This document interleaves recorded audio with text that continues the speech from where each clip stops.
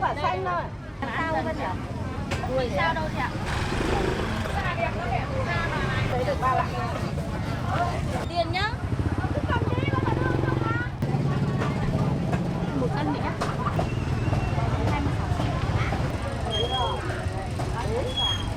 26. Nó chỏng lên cao lắm mà. Chỏng thì cái áo chứ.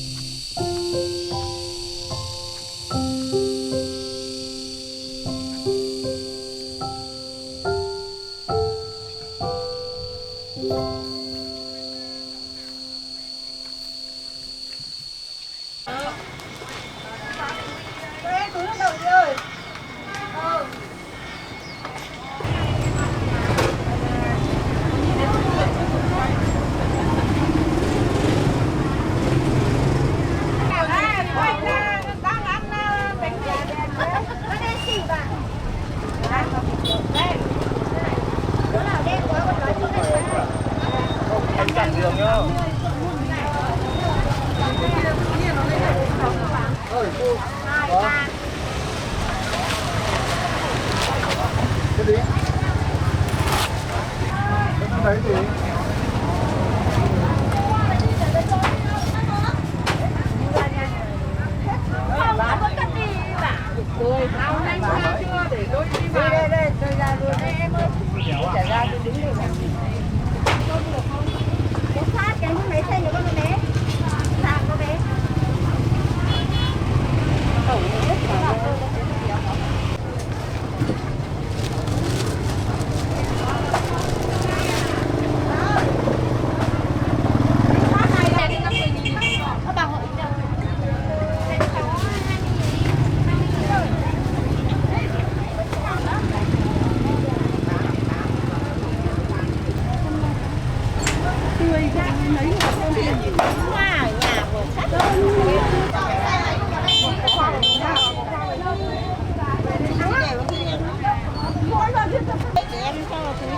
nào nhanh lên.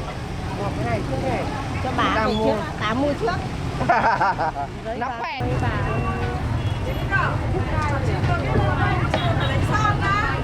Thế à? Bà thêm món gì đâu? Sườn đất.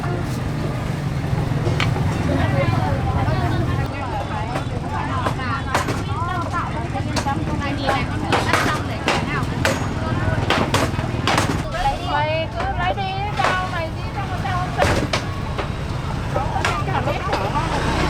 Con có con yên tâm này. Bà nhìn xem này, nhìn xem sâu xem cái tứ cân là tưới luôn. 20.000 ạ. Tiền dưa lê đấy. 20.000 một cân cho bà. Vâng ạ. Em gửi chị. Dưa to đấy nhỉ. Dưa hôm nay phải chuyển mãi mới được lần này đấy ạ. Toàn dưa đẹp. Chín hả? Vâng, cái nào nó hơi xanh một tí cho bà để xem giá nhé. Còn nếu còn cái gì? Thịt dây à? Để nó nướng ấy. Là có ăn được. Là cân tư bà nhé. Rơi mà vẫn còn đắt nữa thì không biết là chỉ là bao nhiêu rồi. 20.000 là rẻ rồi. 20.000 là giá rẻ còn. Mua đây. Cái này chưa. Ba lạng. Lấy được 3 lạng. Lên nó xinh. Đây chị ơi, đây đây. Anh đây á.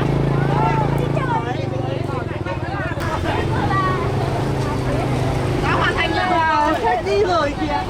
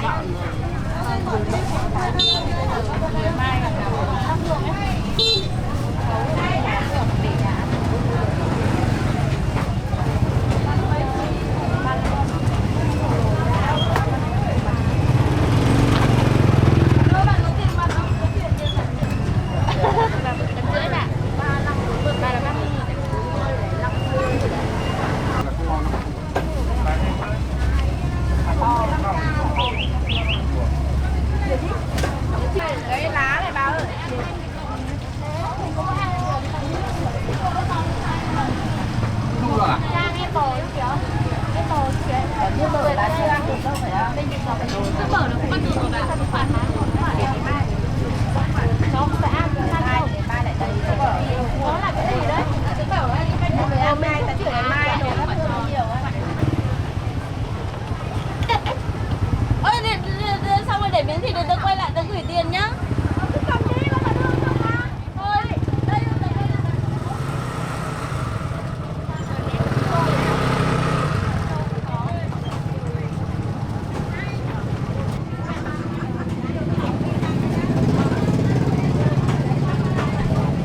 Một cân nữa.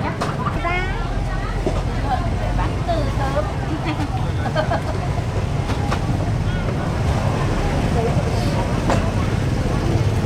Lâu nó mới chín. Không có quả nào chín đấy chưa? Không có quả nào chín chỉ có quả xanh thôi. Đang về nhà xong là nó chín. Có để quả này thì làm sao Vân nhỉ? Đuổi sao đâu chị ạ? Đây là còn cho cháu một quả thắp hương được không? Thắp hương được. Nó không xanh. Không được, hôm mai nó chín thì mai nó chín rồi nè. Không, cái quả này ngon. Quả đấy nó hơi xấu tí là ngon.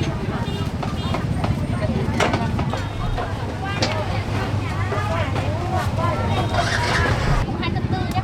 Cái này là 24.000, 24.000 này.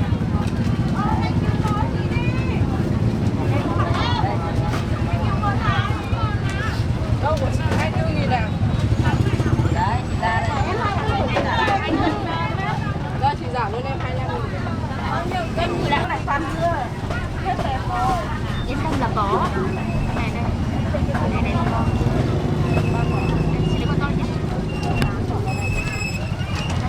Thôi, đi cho tiền nhiều cái này chị.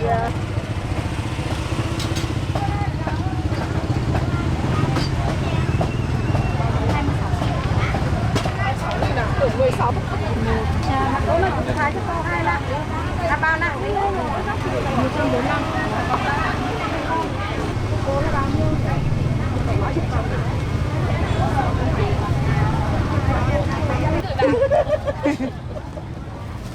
Cảm ơn bạn nhé. Bây giờ chị Tuyết mua 10.000 à? Làm gì có thưa. Đây. Bảo mua lần nữa giảm giá 15.000.